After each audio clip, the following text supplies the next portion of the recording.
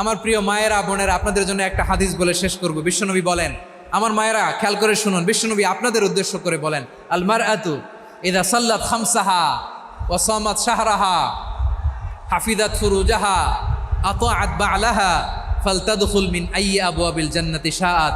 বিশ্বনবী বলেন, ও রমণীরা, ও নারীরা, যে সমস্ত নারী এই 4টা কাজ করবে, এই 4টা কাজের গ্যারান্টি দিবে, তাদেরকে জান্নাতের 8টা দরজার গ্যারান্টি দেয়া হবে। কি 4টা কাজ? 1 নম্বর, আল মারআতু ইযা সাল্লাত খামসাহা, যে নারী 5 ওয়াক্ত নামাজ পড়ে। কি করে? জেলা স্টেডিয়ামে অবস্থানরত আমার নারীরা বোনেরা, বিশ্বনবী আপনাদেরকে 4টা কাজের কথা বলেছেন, খুব বেশি না। 4টা করলে 8 জান্নাতের দরজা সব খোলা। কোনটা দিয়ে যাবেন? যেটা দিয়ে মনে চায়। 1 নম্বর 5 ওয়াক্ত নামাজ। আমার বোনেরা জোহরের নামাজ পড়তে পড়তে এটা আসরে নিয়ে যায়, আসর পড়তে পড়তে এটা মাগরিবে নিয়ে যায়। এরকম আসরে নাই, লালমনিরহাটে হয়তো নাই। আমার বোনেরা এটা করবেন না। ইন্নাস সালাতা কানাত আলাল মুমিনিনা কিতাবাম মাওকুতা, সময় মতো পড়বেন। সামাত শাহরা, রমাদানের রোজাগুলো রাখবেন। হাফিজাত ফুরুজাহা, যে নারী তার চরিত্রকে হেফাজত করে, তার প্রাইভেট হেফাজত করে, তার লজ্জাস্থান হেফাজত করে। ও মায়েরা, আপনার এই গর্ভ যে কত দামি আপনি জানেন না। আপনার এই গর্ভ থেকে জন্মাবে আগামীর সালাহুদ্দিন আল আইয়ুবী। আপনার গর্ভ থেকেই জন্মাবে ইমাম আল মাহদি আল মুনতাজার। আপনার পেট থেকে জন্মাবে আবু সাইদের মতো বীর সৈনিক। আপনার পেট থেকে জন্মাবে মুগ্ধের মতো বীর মুজাহিদ। আপনি জানেন না কে আসবে আপনার পেট থেকে। সময়টাকে কাজে লাগান, ইসলামকে বোঝেন, মানেন, আমাদের ইসলামিক লেকচারগুলো শোনেন। আমরা যে বার্তাগুলো, ইনস্ট্রাকশনগুলো, দিক নির্দেশনাগুলো আপনাদের খেদমতে রাখি, এগুলো মেনে চলুন। আপনিই পারেন আপনার ঘরটাকে জান্নাতের টুকরা বানাতে। একটা family, it's a very big institution and you are the MD, the managing director of this institution. চিল্লায় বলেন ঠিক কিনা? চাইলেই পারেন ঘরটারে জান্নাতের টুকরা বানাতে। 5 ওয়াক্ত সালাত, রমাদানের রোজা, নিজের চরিত্রের হেফাজত, ও আতাআত বা'লাহা, স্বামীর আনুগত্য। এটাতে অনেকে ভুল করে থাকে। হায় রে আমার বোনেরা, স্বামীর আনুগত্যকে এটা নিজের অপমান মনে করবেন না। আপনার স্বামী আপনার সবচেয়ে বড় গার্ডিয়ান, তিনি আপনার সবচেয়ে ভালো চায়। নারী কখনো গার্ডিয়ানশিপের বাইরে থাকতে পারে না। হয় আপনি বাবার গার্ডিয়ানশিপের ভেতরে, বাপ না থাকলে ভাই আপনার গার্ডিয়ান, ভাই না থাকলে চাচা গার্ডিয়ান, বিয়ের পরে আপনার স্বামী আপনার গার্ডিয়ান। শরিয়া সম্মত স্বামীর আদেশগুলো আপনি মেনে চলবেন, কিন্তু শরিয়া বিরুদ্ধ কোনো আদেশ মানতে আপনি বাধ্য নয়। আওয়াজ করে বলুন সবাই ঠিক কিনা?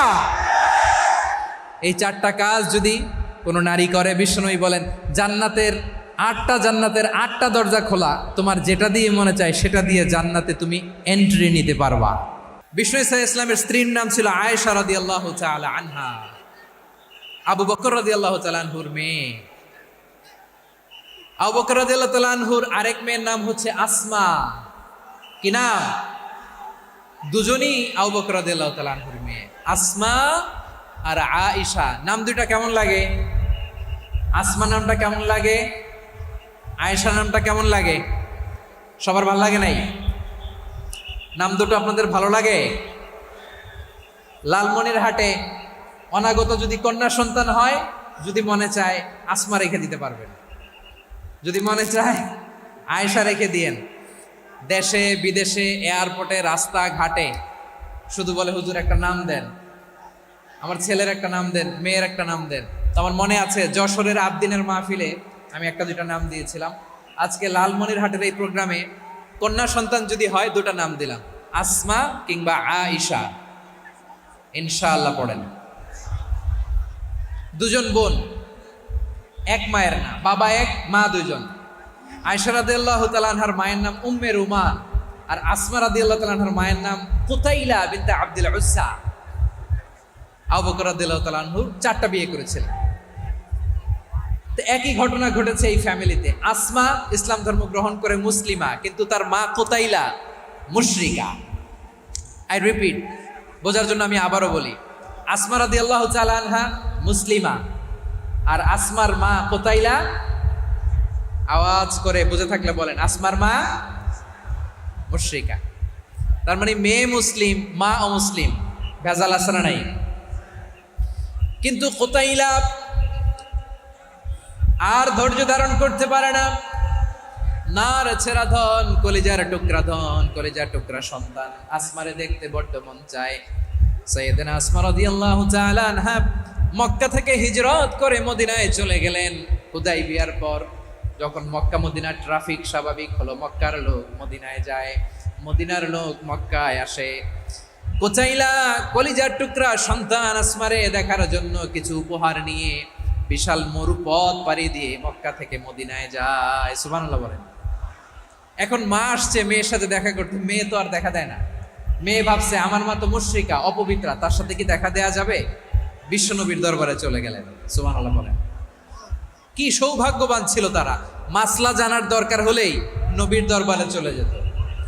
ঘরে বউয়ের সাথে ঝগড়া হলে নবীর দরবারে চলে যেত। অনেক সাহাবী বলে আমার পেটে ক্ষুধা লাগলো আমি নবীর কাছে চলে যেতাম, কারণ নবীর চেহারার দিকে তাকালেই আমার পেটের ক্ষুধা মিটে যেত। সাইয়েদনা আসমা রাদিয়াল্লাহু তাআলা আনহা বিশ্বনবীর কাছে চলে গেলেন, যে বললেন ইয়া রাসূলুল্লাহ ইয়া হাবিবাল্লাহ ইন্না উম্মি কাদিমাতুন ইলাইয়া ওয়া হিয়া রাগিবা। আমার মা মক্কা থেকে অনেক দূর মরুর পথ পাড়ি দিয়ে উপহার সামগ্রী নিয়ে মদিনায় আমার সাথে দেখা করতে এসেছে গো নবী। আমার জানতে বড্ড ইচ্ছে হয় আমি আমার মুশরিকা মায়ের সাথে একটু দেখা করতে পারবো কিনা। আফা আসিলুহা, আগে যেমনি আমি আমার মায়ের সাথে ভালো আচরণ করতাম, যেমনি আমি আমার মায়ের সাথে সদাচরণ করতাম গো নবী, এখন আমি মুসলিমা মা মুশরিকা, এখনো কি আগের মতো সদাচরণ করতে পারবো নাকি?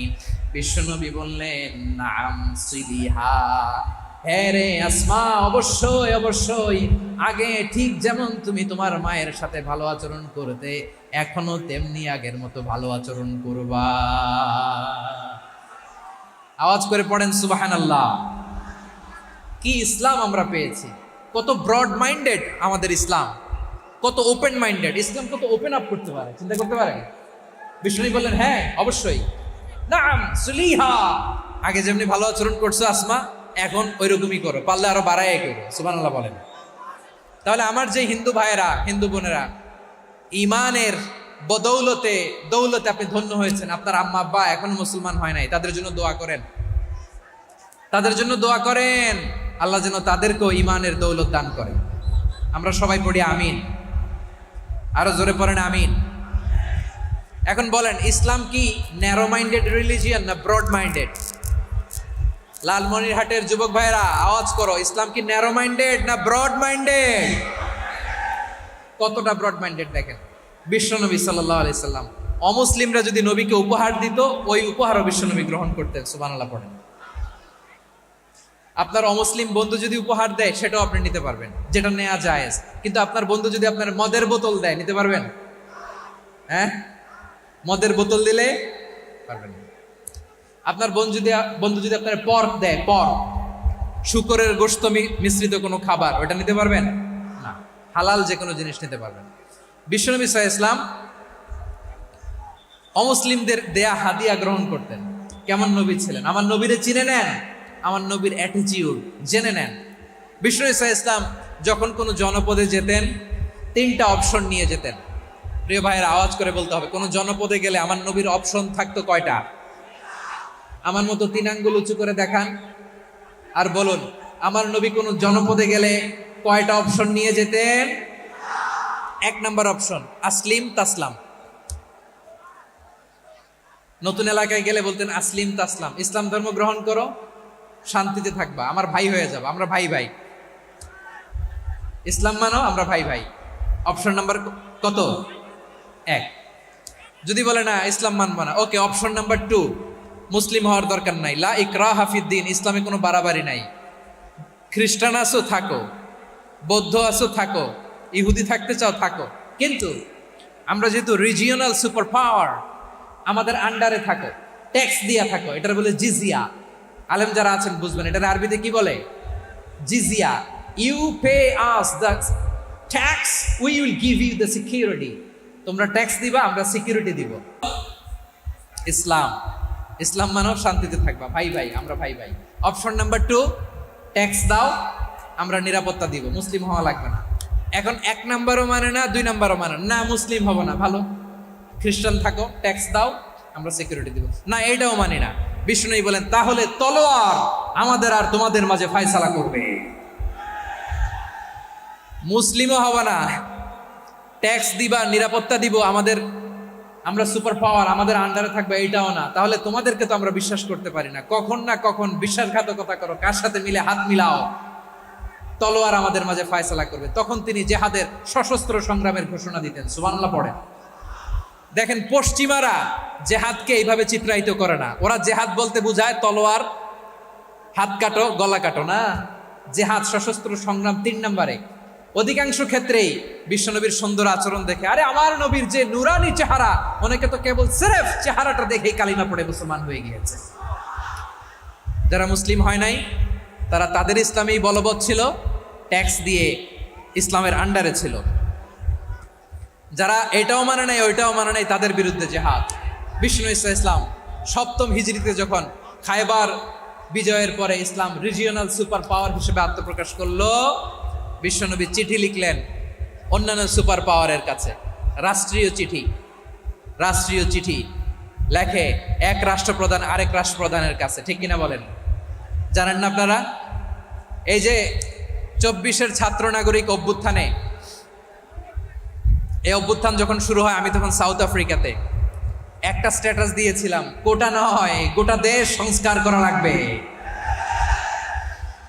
শুধু বাংলাদেশ নয়, সারা বিশ্বের বাংলা ভাষাভাষী লোকেরা এই আন্দোলনের সাথে সমর্থন তারা করেছে, এটাকে সাপোর্ট করেছে, তারা সমর্থন দিয়েছে। আমাদের ইউনাইটেড আরব আমিরাতের বাংলাদেশি ভাইয়েরা তারা সেখানে রাস্তায় নেমে এসেছিল, জানেন? ওইখানে ডেমনস্ট্রেশন করা যায় না, সেখানকার সরকার তাদেরকে যাবজ্জীবন দিয়েছিল। তখন আমাদের এই যে প্রধান উপদেষ্টা ডক্টর মোহাম্মদ ইউনূস সরাসরি G2G বলে, এটা G2G, government to government, G2G, উনি চিঠি লিখলেন যে তাদেরকে, ইউর হাইনেস, হে সম্মানিত আমির, আপনি আমার এই চিঠির কারণে আমার সম্মানে এই 53 জন বাংলাদেশিকে মাফ করে দেন। এই চিঠির বদৌলতে বেকসুর খালাস পেয়ে গিয়েছিল আমাদের ভাইরা। জানেন না এই ঘটনা আপনারা? তাহলে গভর্নমেন্ট টু গভর্নমেন্ট চিঠি দেওয়া হয়। 7ম হিজরিতে বিষ্ণু ইসলাম সব সুপার পাওয়ারের কাছে চিঠি দিলেন, রোমান সম্রাটের কাছে, পারস্য অধিপতির কাছে, মিশরের অধিপতির কাছে, সবার কাছে চিঠি লিখলেন। চিঠির ভাষা ছিল এরকম, মিন মুহাম্মাদিন রাসূলিল্লাহ ইলা মুকাওকিস আযীমিল কিবত, মুহাম্মদ রাসূলুল্লাহর পক্ষ থেকে মিশরের বাদশার কাছে, আসলিম তাসলাম, ইসলাম মানো শান্তিতে থাকবা, সালামুন আলা মান ইত্তাবাআল হুদা, শান্তি তার জন্য যে হেদায়েতের অনুসরণ করে। সুবহানাল্লাহ পড়েন। তো এই চিঠি অনেকে ভালোভাবে রিসিভ করেছে। অনেকে এই চিঠি পাওয়ার পরে নবীর কাছে আবার ইন রিটার্ন উপহার পাঠিয়েছে। কি পাঠিয়েছে? উপহার। মিশরের বাদশাহ মুকাওকিস তিনি বিশ্বনবীকে বিশাল এক উপহারের ডালি পাঠিয়েছেন। মিশরের বাদশাহ মুকাওকিস ছিলেন ধর্মে খ্রিস্টান। লালমনিরহাটের ভাইয়েরা আওয়াজ করে বলেন, মিশরের বাদশাহ ধর্মে কি ছিল? খ্রিস্টান। কি উপহার দিয়েছিল আমার নবীকে? শুনতে মনে চায়? আওয়াজ নাই লালমনিরহাটের গলায়, শুনতে মনে চায়? 1000 স্বর্ণ মুদ্রা, 1000 স্বর্ণ মুদ্রা। 2টা খ্রিস্টান দাসী, একজনের নাম মারিয়া বিনতে শামউন আল কিবতিয়া, আরেকজনের নাম সিরিন বিনতে শামউন আল কিবতিয়া। একজন খ্রিস্টান দাস 20 থান কাপড় জামা বানানোর জন্য, আমরা নবী যেন সেলাই করে জামা বানাতে পারে এজন্য 20 থান কাপড়, 20 থান ফাইন গার্মেন্ট। সুবহানাল্লাহ পড়বেন না? এরপরে একটা গাধা যেটার নাম ছিল উফাইর, আর একটা খচ্চর, এটার নাম ছিল দুলদুল। খচ্চর চিনেন? গাধা আর ঘোড়ার ক্রসিং এ যে প্রাণীটা দুনিয়াতে আসে ওটার খচ্চর বলে। তো এই যে সুপার পাওয়ার খ্রিস্টান বাদশার কাছে নবী চিঠি লিখলেন, ওই খ্রিস্টান বাদশা আমার নবীকে উপহার দিল। বিশ্বনবী এই উপহারগুলো সানন্দে গ্রহণ করেছে। সুবহানাল্লাহ পড়বেন না? তাহলে অমুসলিম কেউ যদি আপনাকে উপহার দেয়, হালাল উপহার হলে আপনি গ্রহণ করতে পারবেন। অনুরূপভাবে পারস্যের বাদশা, রোম সম্রাট বিশ্বনবীকে উপহার পাঠিয়েছেন। আমার নবী সবগুলো উপহার, গিফট গ্রহণ করেছেন। সুবহানাল্লাহ বলেন। তাহলে প্রিয় লালমনিরহাট, আওয়াজ করে বলুন, ইসলাম কি ন্যারো মাইন্ডেড রিলিজিয়ন না ব্রড মাইন্ডেড? আম্মাজান আয়েশার কাছে মাসালা জানতে চায় মেয়েরা, হে আম্মাজান, অগ্নি উপাসকেরা তাদের ঈদের দিন নওরোজের সময় আমাদেরকে পাখি দেয়, নেওয়া যাবে? উনি বললেন ওরা জবাই করে দিলে নেওয়া যাবে না, কিন্তু ওরা যদি ফলমূল এরকম খাবার দেয় এগুলো নেওয়া যাবে। তার মানে অমুসলিমদের দেয়া উপহার এটা গ্রহণ করা যায়। সুবহানাল্লাহ বলেন। শুধু তাই নয়, বিষ্ণু ঈসা ইসলাম অমুসলিমদের সাথে আর্থিক লেনদেনও করেছেন, ফিনান্সিয়াল ডিলিং করেছেন। অমুসলিমদের সাথে প্রয়োজনে আপনি ফিনান্সিয়াল ডিলিং করতে পারবেন। আমরা প্রায় দেখি বাজারের মিষ্টির দোকানগুলো আমার হিন্দু ভাইদের। লালমনিরহাটে মিষ্টির দোকান, দইয়ের দোকান কারা চালায়? হিন্দুরা চালায় না। তারপরে যে বারবার শপ, চুল কাটে যে নাপিত, অধিকাংশ নাপিতের দোকানে কারা? আমার হিন্দু ভাইরা। আপনি চুল কাটতে পারবেন কিনা? বলেন, পারবেন। তার দোকান থেকে দই মিষ্টি কিনতে পারবেন কিনা? হ্যাঁ, আমার মুসলিম ভাইয়ের দোকান থাকলে ওইটার আমি বেশি প্রায়োরিটি দিব, ঠিক কিনা? কিন্তু যদি তাদের সার্ভিস নিতে চান, প্রোডাক্ট নিতে চান, পারবেন। তার দলিল সহিহ বুখারী, আম্মা জান আয়েশা রাদিয়াল্লাহু তাআলা আনহা বলেন, ইশতারা রাসূলুল্লাহ সাল্লাল্লাহু আলাইহি ওয়াসাল্লাম মিন ইয়াহুদিন তুআমান ওয়া রাহানাহু দিরআহু মিন হাদিদ। রাসূল সাল্লাল্লাহু আলাইহি ওয়াসাল্লাম এক ইহুদির কাছ থেকে, কার কাছ থেকে? সবাই বলে নাই, কার কাছ থেকে? আমার নবী, পেয়ারা নবী এক ইহুদির কাছ থেকে জব কিনেছিল। জব, বার্লি, যেটা দিয়ে রুটি বানায়। ওই জবের দাম দেওয়ার টাকা পয়সা নবীর কাছে ছিল না। ফলে নবী ওনার একটা পোশাককে মর্গেজ রেখেছিলেন, মর্গেজ, বন্ধক, যে এখন এটার দাম দিতে পারবো না, কয়েক কেজি বার্লি নিয়ে যাই আর বন্ধক হিসেবে আমার জামাটা রেখে গেলাম, যেই দিন দাম দিব ওই দিন জামাটা ছুটাই নিয়ে যাও। সুবহানাল্লাহ পড়বেন না? বাকিতে নিছিলেন, বাকিতে। দিরআহু মিন হাদিদ, লোহার তৈরি বর্ম, মানে যুদ্ধের পোশাক, লোহা দিয়ে বানানো। বিষ্ণুনবী বললেন কয়েক কেজি জব দাও, টাকাটা পরে দিব, এখন টাকা নাই, বন্ধক হিসেবে, মর্গেজ হিসেবে আমার জামা রেখে গেলাম, যখন টাকা দিব জামা ছুটাই নিব। আওয়াজ করে বলতে হবে সুবহানাল্লাহ। এ থেকে বোঝা গেল অমুসলিমদের সাথে ফিনান্সিয়াল ডিলিং করা যায়, অর্থনৈতিক লেনদেন করা যায়, কেনাবেচা করা যায়, প্রোডাক্ট কেনা যায়। এমনকি আমাদের মসজিদে নববীতে বারান্দায় আপনারা একটা অটোমেটিক ফ্লাইং আমব্রেলা দেখছেন? সূর্য যখন বাড়ে মসজিদে নববীর বারান্দায় ইয়ার্ডের মধ্যে অটোমেটিক্যালি কিছু আমব্রেলা আছে, সাঁ করে খুলে যায়, আর সূর্যের তাপ লাগে না। আবার সন্ধ্যাবেলায় এই আমব্রেলাগুলো ওরা ক্লোজ করে ফেলে, দেখেন নাই না? দেখছেন? এই মসজিদে নববীকে সর্বোচ্চ উন্নত মানের কনস্ট্রাকশন ইনফ্রাস্ট্রাকচারে ডেভেলপ করার জন্য কর্তৃপক্ষ কিছু অমুসলিম ইঞ্জিনিয়ারের, ডিজাইনারের সহায়তা নিয়েছিল। সুবহানাল্লাহ বলেন। কোন দলিলের ভিত্তিতে? এই দলিলের ভিত্তিতে যে বিষ্ণু ঈসা ইসলাম অমুসলিমদের সাথেও লেনদেন করেছেন। আওয়াজ করে বলতে হবে আল্লাহু আকবার। শুধু তাই নয়,